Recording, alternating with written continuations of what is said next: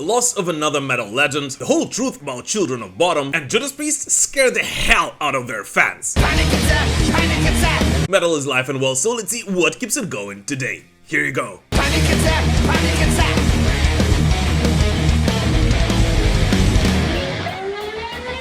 Helloween, Giants and Monsters.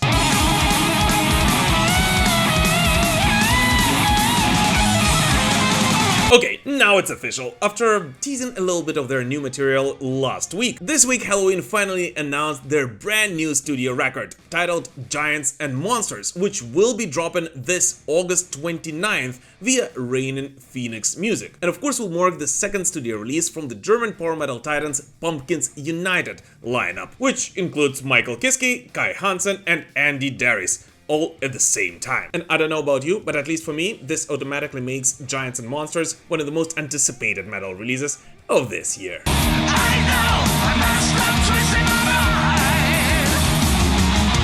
By the way guys, super quick, just wanted to point out that only around 30% of the people who watch my videos are actually subscribed to this channel, so if you're not one of those, and especially if this is not the first video you're watching here, I would really appreciate it if you would consider subscribing right now. Let's continue building this amazing heavy metal community together.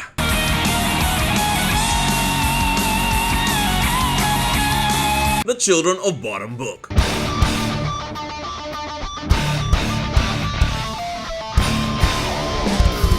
This August, fans of Children of Bodom will finally be able to get the full story of their favorite band, as this week the band has announced the release of their official biography, set to arrive later this summer via Rocket 88 Books. And the coolest thing about this release is that it looks like it's not going to be yet another biography told by some random dude.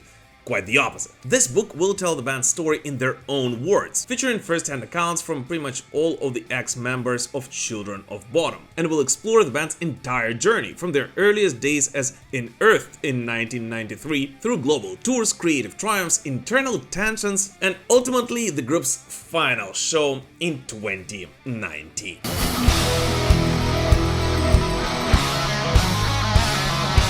Compiled by a Finnish author and longtime friend of the band Timo Isoaho, the biography is built on extensive interviews, behind-the-scenes stories and rare photos, and will be available in 2 special editions, including a signature edition signed by all of the surviving band members. Like pretty much any release today. And in addition to everything, fans who decide to pre-order this book will also have a chance of having their name actually written in it. Which I assume, if you are a huge fan of Children of Bodom, is a cool selling point for you, maybe. Well, it's got your name on it, if you want it. But nevertheless, this is actually great news, as no matter what anyone may say, Children of Bodom was actually one of the most important bands in the development of melodic death metal, and it played a huge role in keeping heavy metal alive in the early 2000s. So I am actually really excited to read what is out there, and the biggest question is how the band will tell the story of life and unfortunate fall of the legendary Alexei Laiho. As the truth is that even today, many aspects of his last years on this earth still remain unknown to all of the Children of Bodom fans.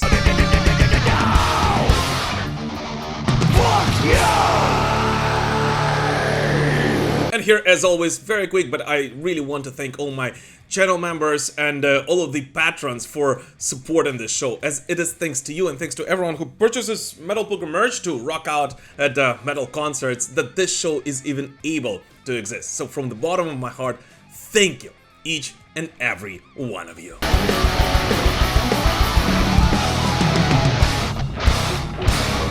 Fired for rock and roll.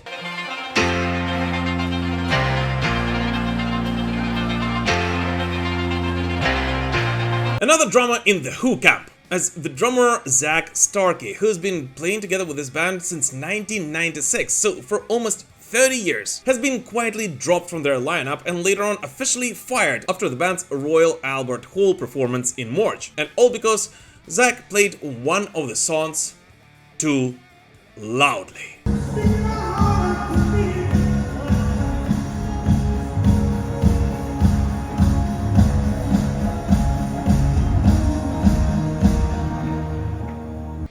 God, how dare you, Zak! As everyone knows that rock and roll should be quiet and relaxing and not all this nonsense.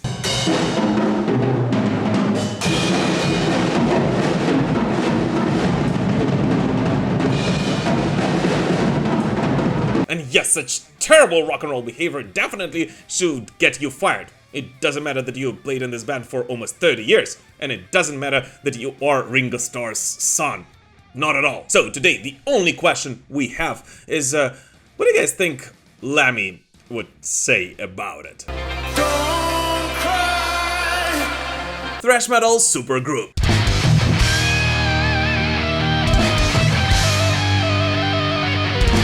You know how I keep saying that this year promises to be simply incredible for thrash metal, as every week more and more awesome news keep pouring in about the genre. And well, this week is no exception, as a new thrash metal supergroup titled Nefarious has emerged, and it actually consists of a bunch of Bay Area Thrash originals, including Cat and Depana, Rick Honnold, Doug Piercy, Tom Gears, and Will Carroll. So basically current or ex-members of such bands as Exodus, Death Angel, Hyrax, and Heathen, which in itself already is a no small claim to success.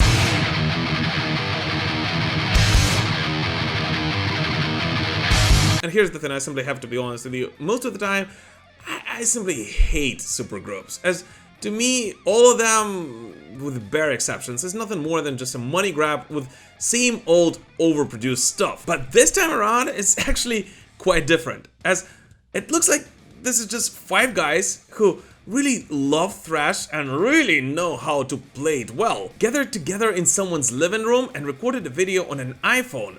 And you know what? They still somehow made a song which is better than 90% of new thrash metal out there.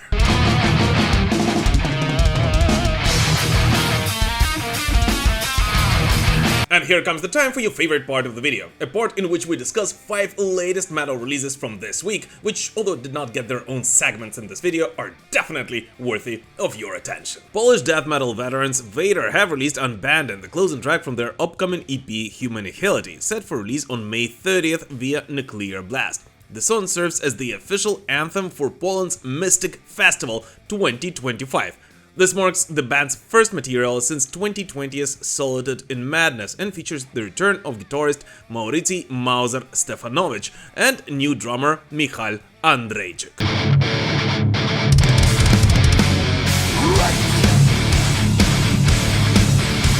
Californian crossover thrash metal band, which you cannot name on YouTube, have released Adrenaline Addict, their first new song in 6 years. The track features guest vocals from Nisha Starr and marks the recording debut of drummer Jay Weinberg, formerly of Slipknot.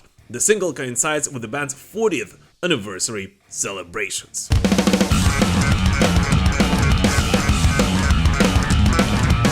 Swedish death metal band Lick have unveiled their 4th studio album Necro via Metal Blade Records. The album delivers a blend of classic Swedish death metal with themes of horror and gore. Tracks like War Praise and Worms Inside showcase the band's commitment to the genre's traditional sound.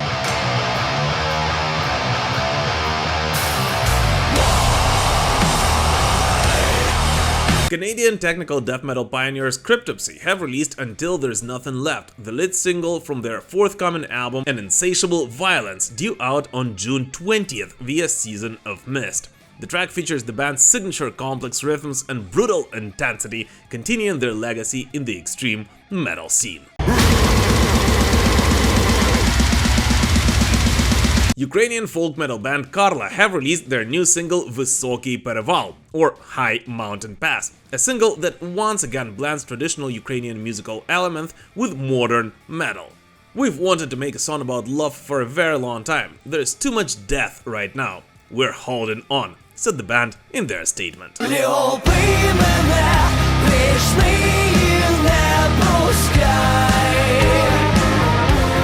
Oh, and cool news! Now we have not 1 but 2 official Metal Pilgrim playlists. In addition to Metal 365, which consists of new metal releases from all over the world, we now have a playlist which you've been asking me to do for quite a while now. A playlist of Ukrainian metal. And both of them, of course, are being updated quite often. And the links to both of them will be in the description to this video. So if you haven't added them to your Spotify or YouTube music libraries yet, do that right after watching this video. A Killer's Confession, Metamorphosis.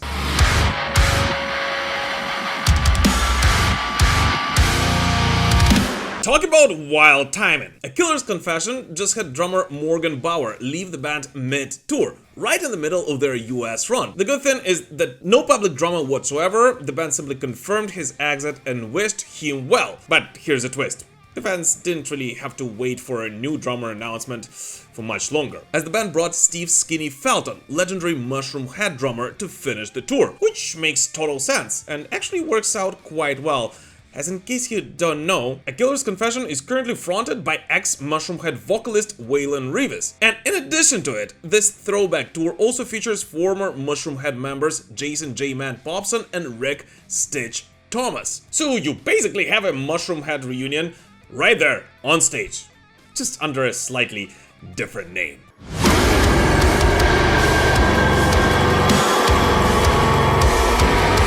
A loss of a legend.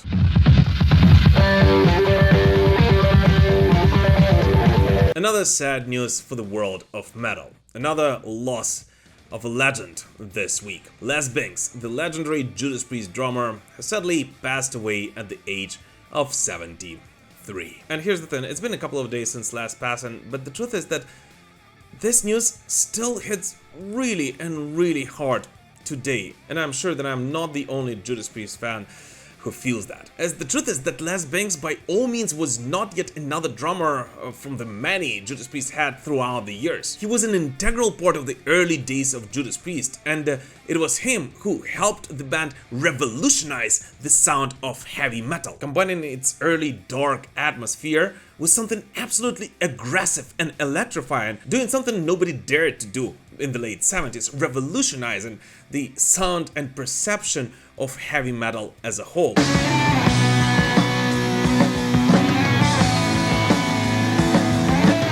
And yes, it is with him with whom Judas Priest were able to give a push to the development of new wave of British heavy metal, and later on thrash metal and all the other extreme subgenres of our favorite genre of music. And it is his playing on the iconic albums Stained Glass and Killing Machine that have helped shape what heavy metal would become in the future. And of course, later on, also give it what it never had before that. Its distinct look on the legendary and iconic Unleashed in the East.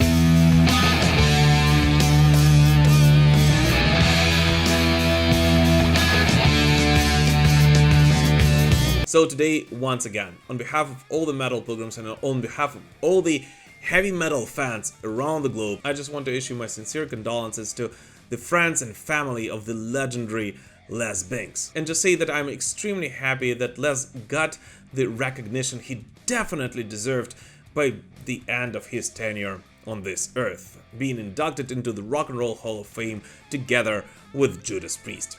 Although, if we're being very honest, that induction means absolutely nothing compared to all the love all of us Judas Priest fans feel for his work and his legacy.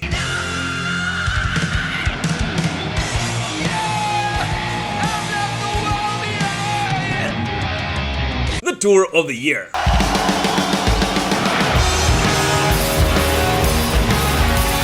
And meanwhile, Judas Priest themselves are not showing any sign of slowing down whatsoever. And over 3 decades after headlining the legendary 1991 Operation Rock and Roll tour, Judas Priest and Alice Cooper are teaming up once again for a massive Summer-Fall 2025 North American co-headline tour with support from nobody else but Corrosion of Conformity.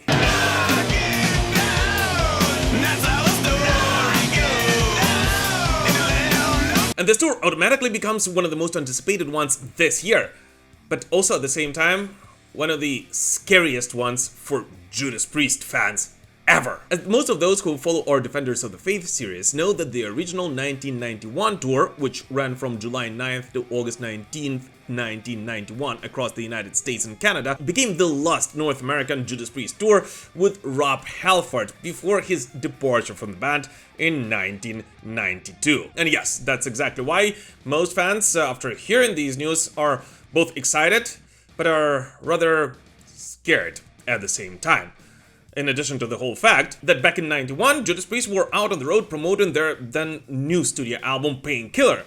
And today, in 2025, they somehow promote Painkiller once again of course celebrating its 35th anniversary. Oh yeah, and in addition to all that, Judas Priest and Alice Cooper are actually set to visit Toronto once again.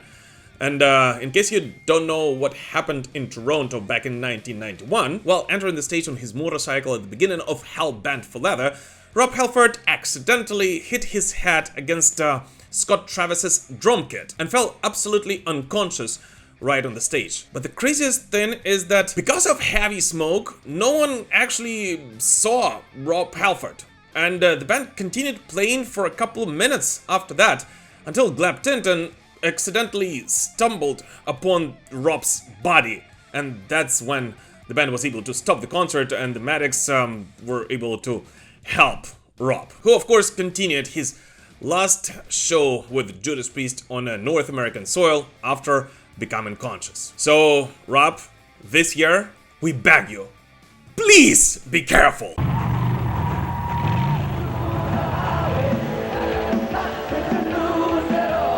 But nevertheless, all of this, of course, is just a joke, as the 2025 reunion tour will not only celebrate the enduring legacies and offer fans a nostalgic nod to a pivotal moment in heavy metal history, but it will also serve as a living proof that both Alice Cooper and Judas Priest, more than 50 years after starting their careers, are still able to put one hell of a show unmatched by most of the new metal bands.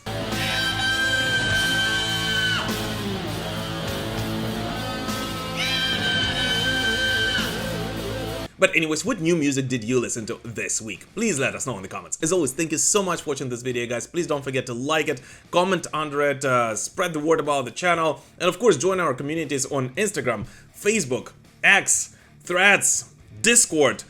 What else is out there? Pretty much anywhere you can post content. And most importantly, happy Easter to each and every one of you. God bless you all, guys, and we will prevail. Slava Ukraini!